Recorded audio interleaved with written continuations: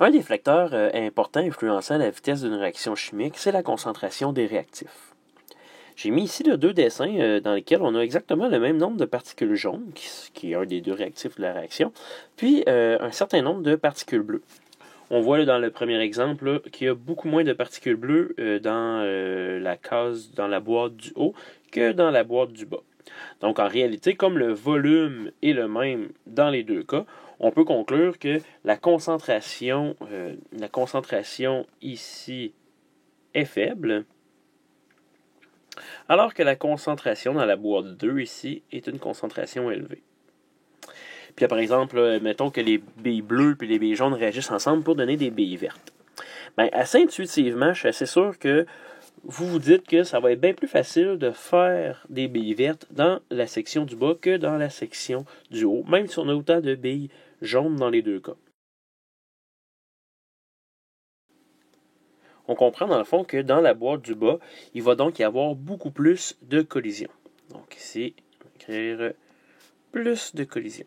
Comme il va y avoir un plus grand nombre de collisions, bien, s'il y a plus de collisions, c'est automatique. Il va y avoir plus de collisions qui vont être efficaces.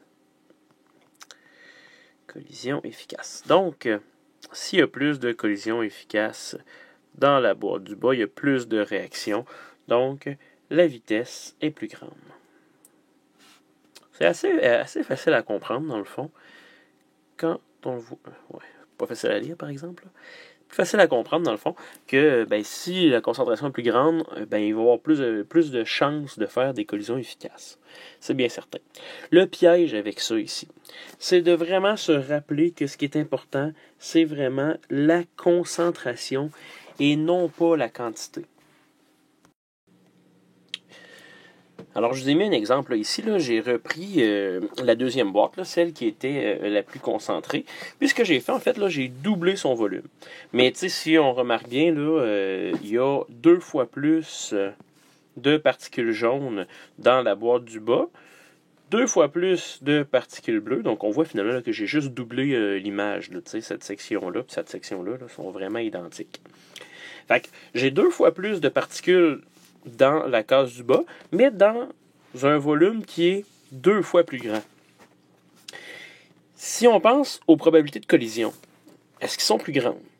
Ben en fait, non, puisque effectivement, j'ai 2 fois plus de particules, on pourrait penser qu'il y a 2 fois plus de chances de collision. Mais comme l'espace est 2 fois plus grand, ben finalement, le fait d'avoir augmenté l'espace diminue le risque de collision. Donc finalement, j'ai doublé mes chances d'avoir des collisions parce que j'ai doublé la quantité, mais en même temps, j'ai diminué de moitié le nombre de collisions puisque j'ai agrandi le volume. Au final, ça s'annule. Donc, la vitesse de réaction ici puis la vitesse de réaction là, ici, vont être exactement pareilles. V1 est égal à V2 parce que la concentration 1 est égale à la concentration 2. Donc, c'est vraiment... Ce qui est important, c'est vraiment la concentration qui influence la vitesse de réaction et non pas la quantité de particules. C'est pas parce que j'ai 2 fois plus de particules ici que là que je vais avoir une vitesse plus grande. On se rappelle aussi qu'il y a seulement les substances en phase gazeuse et en phase aqueuse qui ont des concentrations. En fait, ce que je devrais plutôt dire, là, c'est que les liquides et les solides, comme ils ont une concentration qui est constante, la concentration ne peut pas changer. Automatiquement, ça veut dire que s'ils rajoutent du liquide ou du solide dans une réaction chimique, ça n'influencera pas la vitesse de réaction. Je vous donne un exemple. Imaginons là, qu'on met une bandelette de zinc là, dans une éprouvette là, remplie de HCl. Bon, on a donc écrit l'équation, là, zinc solide plus 2HCl donne du ZnCl2 aqueux plus de H2 gazeux. Mettons que cette réaction-là, on invente des chiffres, là, mettons que cette réaction-là prend 2 minutes. Si je rajoutais par exemple une deuxième bandelette de zinc, mettons là, que là, exactement la même grosseur. Ma réaction va tout simplement prendre 4 minutes à faire. Elle va être 2 fois plus longue. Mais en même temps, j'ai fait réagir 2 fois plus de zinc. Fait que si on se rappelle que la vitesse est une variation de quantité, donc par exemple ici une variation de masse sur une variation de temps, mon temps a doublé, mais ma variation de masse a aussi doublé.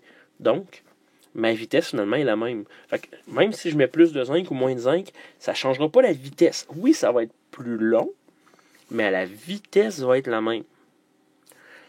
Donc ça, c'est tous des pièges que vous risquez de rencontrer dans vos exercices et même dans l'évaluation du chapitre 6. Là. C'est vraiment la concentration qui influence la vitesse de réaction et non pas la quantité de réactifs. J'aurais pu vous piéger en changeant aussi le volume, là, par exemple. Admettons que je mets 2 fois moins de volume de HCl. Ben, tu vois, j'ai pas changé la concentration. Si mettons que mon HCl, là, c'est du 1 mol par litre, puis que, bon, au lieu d'en mettre, mettons, 20 ml, j'en mets juste 10 ml, ben, ça va être encore une fois la même vitesse de réaction. Parce qu'on n'a pas changé la concentration. Pour conclure, là, ce qu'il y a à se rappeler pour l'influence de la concentration sur la vitesse de réaction, ben, si on veut l'expliquer à l'aide de la théorie des collisions, ce qu'il faut se rappeler, c'est qu'en augmentant la concentration des réactifs, on vient augmenter le nombre de collisions. En augmentant le nombre de collisions, ben, c'est sûr qu'il va y avoir aussi au total plus de collisions efficaces, donc plus de réactions chimiques. Puis finalement, faire attention au dernier piège là, que je vous ai dit, là, ne pas confondre concentration et quantité.